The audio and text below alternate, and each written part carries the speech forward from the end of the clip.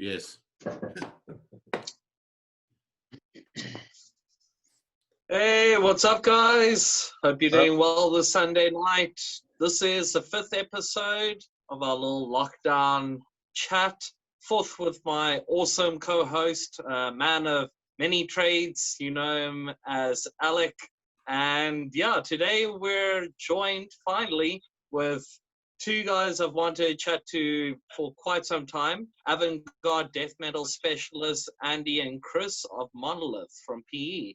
Greetings, guys. How's it going? Yeah, so before we actually get chatting to you guys, Alec actually, for a change, has a little bit of news that he actually wants to share involving one of his many projects, this time Incarnate Deity.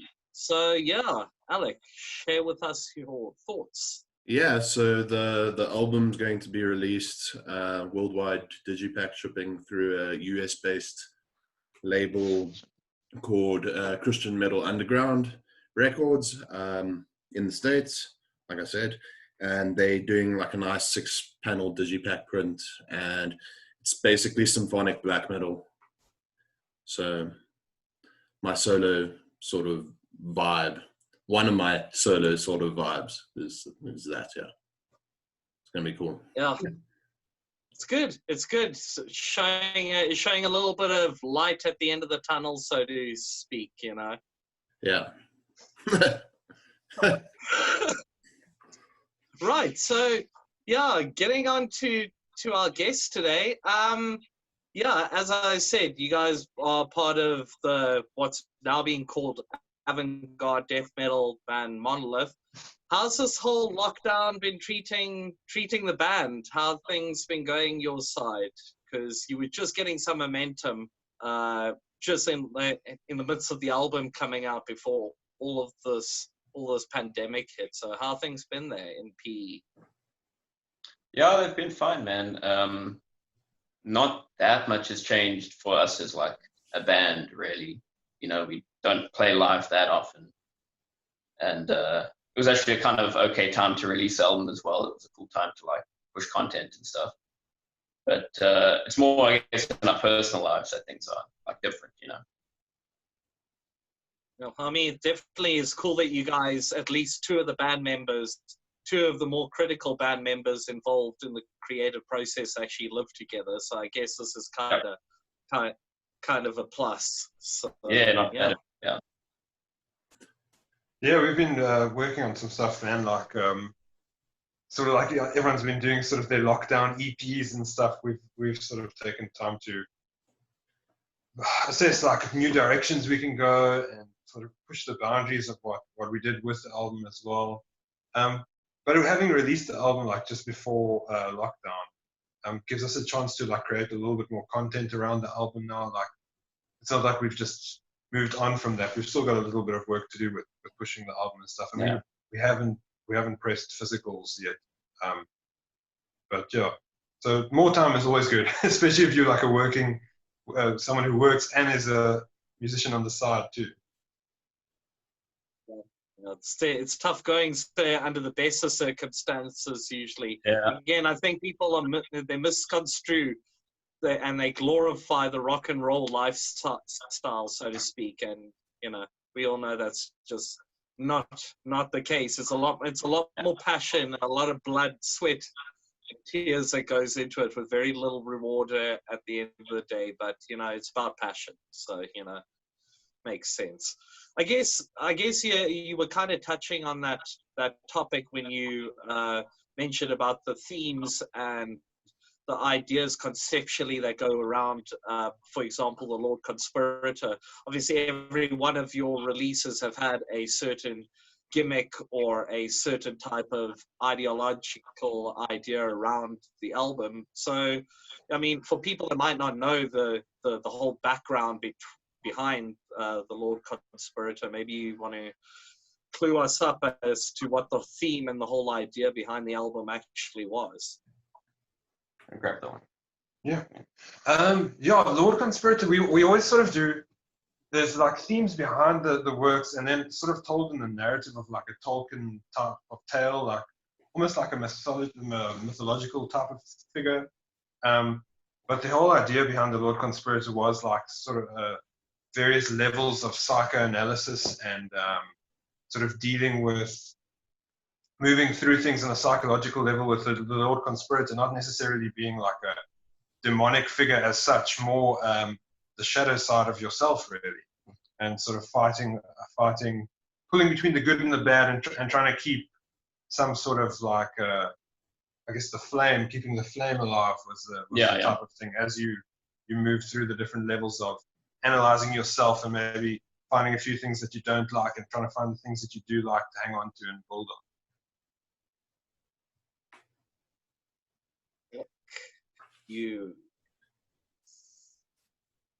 I was going to say, Alex. Let me grab a question. Let's go back to like sort of the beginning of Monolith as a band, and as I understand it, it was originally like more like a solo project for you, Chris. Yes, myself and Dave, What sort of made you want to pursue it as live, and like what was the process of taking it live? I didn't really want it to stay as just a solo thing. Like, I like playing live and presenting like the music live and working with members as well. So I didn't want it to just be like whatever Dave and I can kind of do, kind of wanted to bring other people in on it and make it more like a full band experience kind of thing. So we kind of got that together around like the tail end of Memory Palace kind of thing. So Andy joined, and our bass player Coburn joined as well, like as we were finishing up that EP. And after that, we started playing shows and stuff like that. And then we kind of joined forces with the album to kind of bring all the material together and really work on something like kind of grander, I guess, Cool. Well, you could definitely feel that there's a lot more chemistry, almost an organic feel to the album, and that probably has something to do with the fact that it's not just one person's mind frame now. It's kind of taking everybody's opinion into consideration now. I guess segueing into the next kind of question based upon that. I mean, you guys didn't have many chances to actually play out tracks of the Lord Conspirator live, but what were the tracks that you were most looking forward to actually performing live from the album? Probably one that we have managed to give a trial round or two was Nightfall, and that one always seems to be a favorite. I mean, even just with people hearing the album now once it came out, that one always was quite a winner. Black Earth's Gate as well, it's quite a powerful one.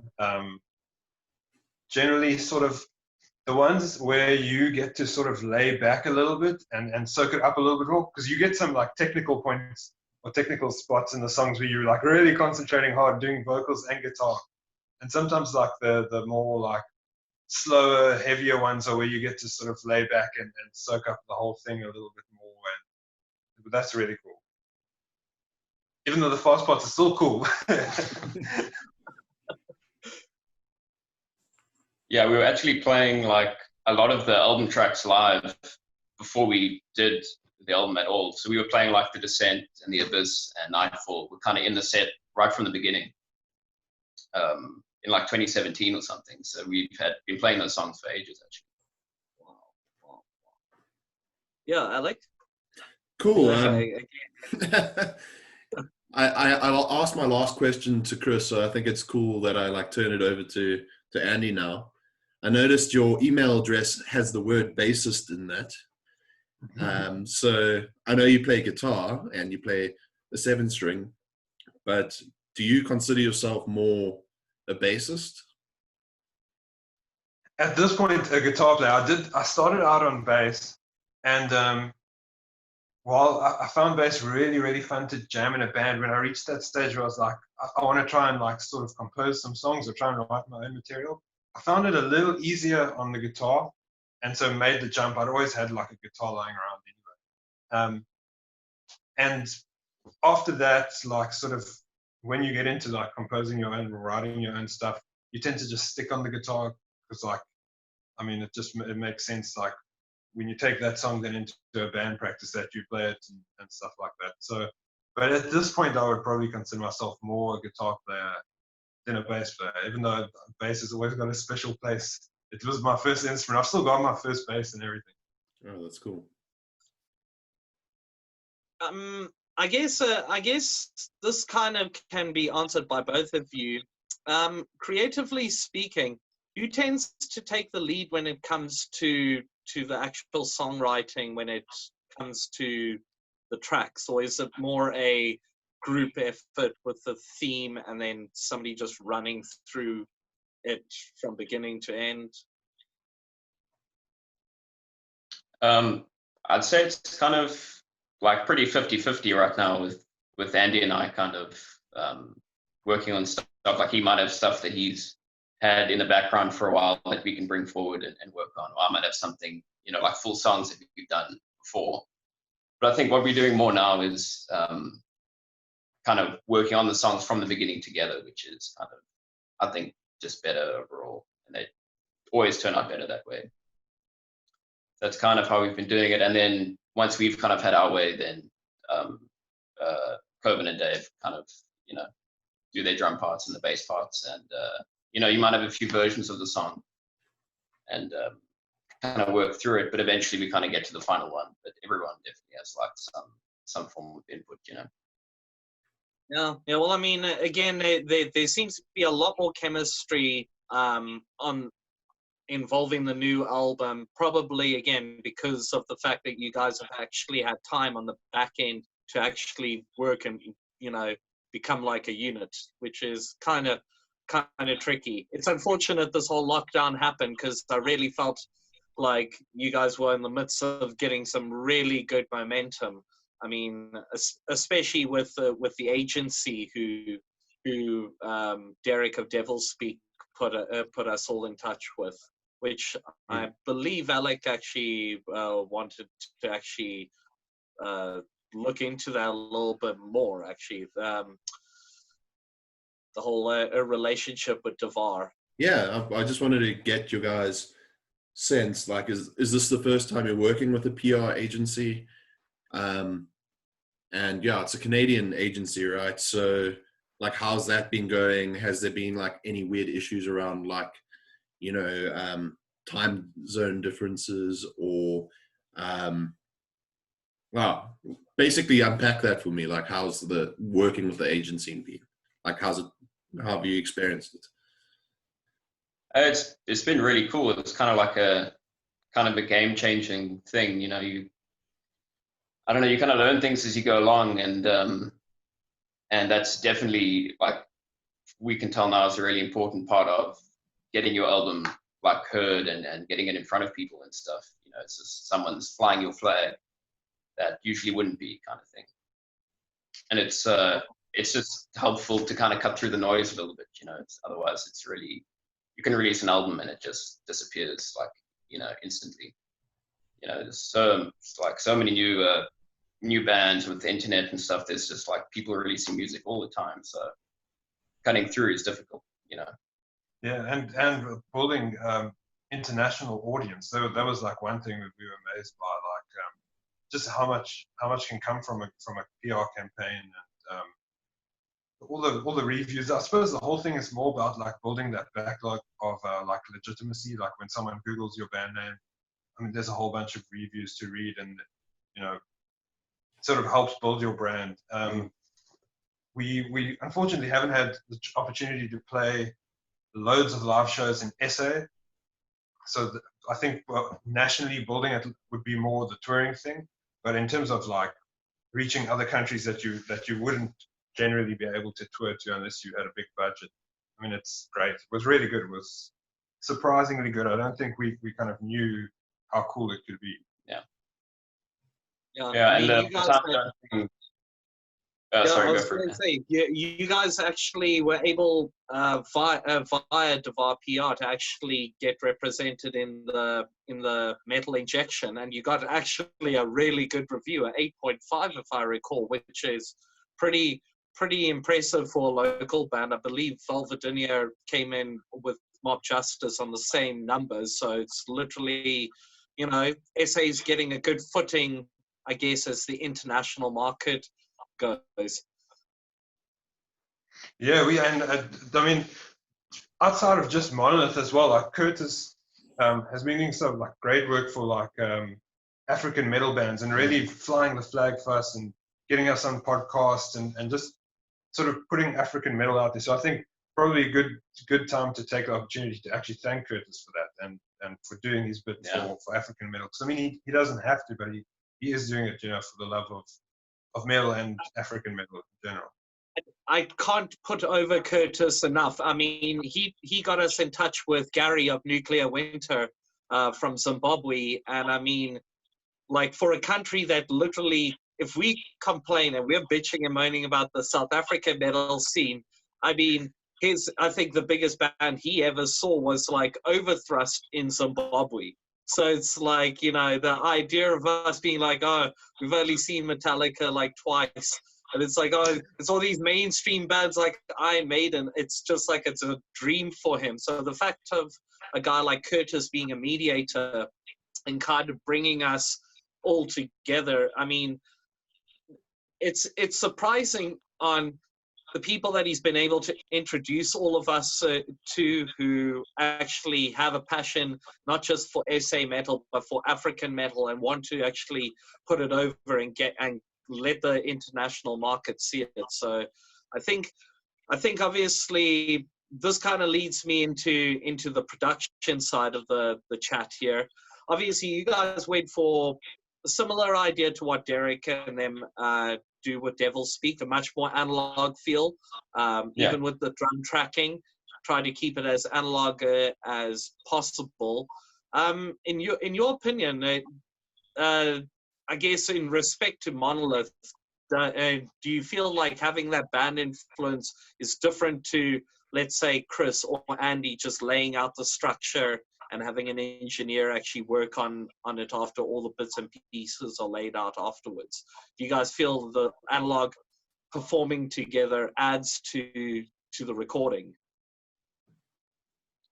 I think so. Yeah. I mean, we didn't record it that way. You know, it is very like more the modern way of doing it. You know, I mean, like the drums, there's actually programmed drums in the album. Those aren't like performed drums.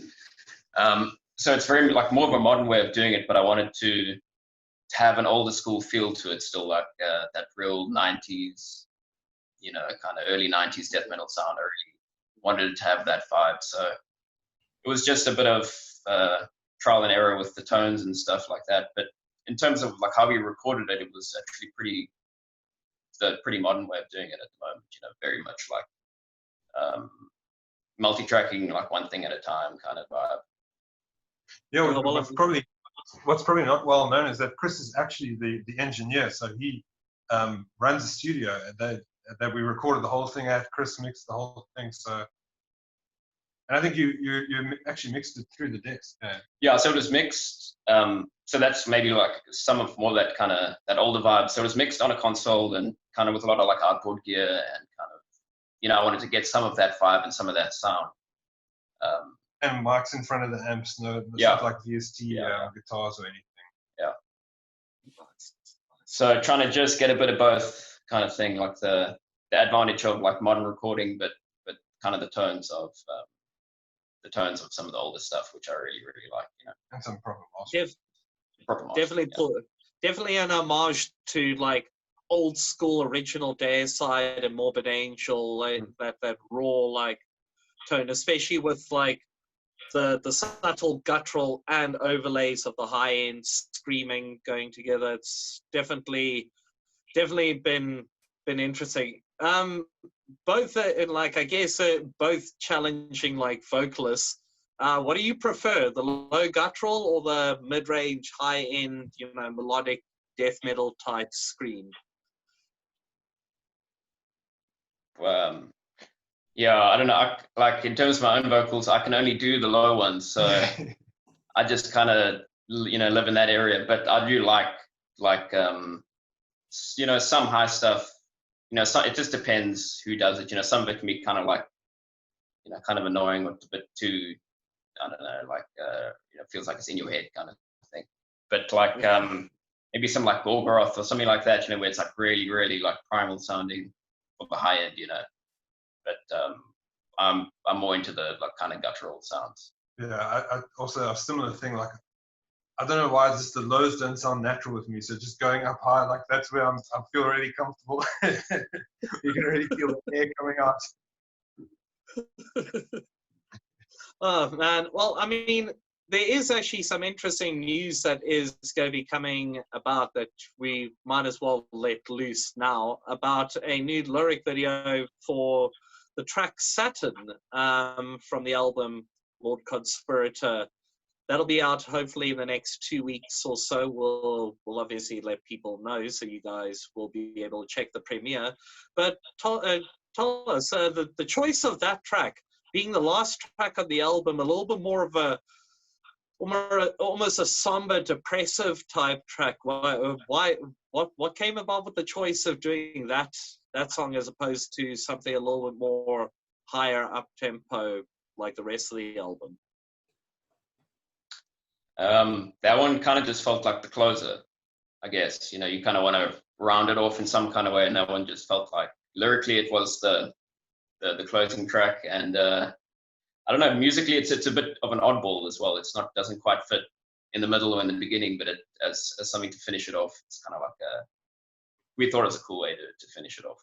Yeah, we sort of like the dynamics of the thing, the ability to pull it down a little bit, and some of the breaks and silences and stuff. I think we sort of like moving in a direction where we feel like we're just really enjoying dynamic range in songwriting and songs. I believe, and I think I'm stealing one of Alex's questions, but I believe you guys were recently just in the studio together. New Monolith material coming together, or what's going on there? Will you divulge info? Yeah, new stuff coming together. We kind of want to do like something, not necessarily a full length album for the next one. We want to do something a little shorter. But yeah, like Andy was saying, with the kind of dynamics and kind of looking at writing this sort of music, slightly differently, and what can we do that's new and kind of different to what we did in the last one. So we've got some tracks together, and we're pretty happy with how it's going to be together right now. Yeah, the label of being avant-garde is actually quite nice in a way, because it's sort of like okay, well, let's experiment, let's go down that avenue, which is cool. It's really nice. Yeah, I mean, I don't think anyone, which one of the albums that have ever come out from you guys have ever been the same as each other's. So it'll be very interesting to actually hear what you guys come up with for the next little part of the tale. I know, Chris, one little segue question, because we spoke to another fellow PE artist, Sean of Deadman Risen. He says that you are also working on some material with him. Anything that you want to speak about? Because you just did touch on it last time. Yes, yeah. We've been kind of like working, because we both like, have other things, other main projects that we do.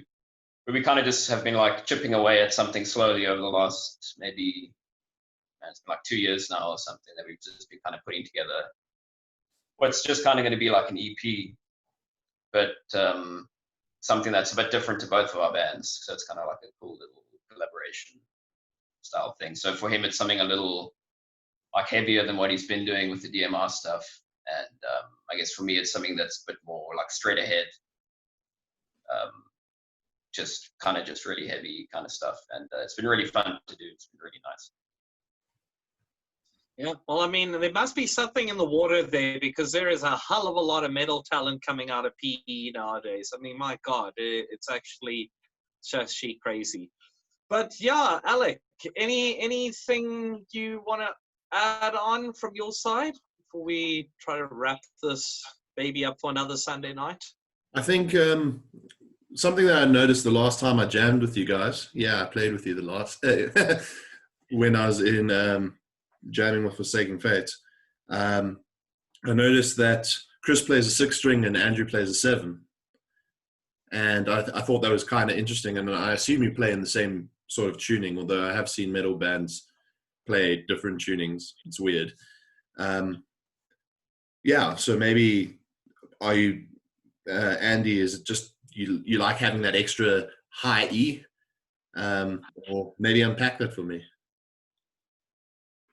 It was when I joined the band, I'd been playing in standard tuning and always like black metal stuff, and then Chris had been playing in B flat, and it was kind of like a weird time where we weren't too sure which way to go. I think we tried out a few tunings like C and all sorts of stuff. And it's actually a funny link to Sean and Deadman Risen.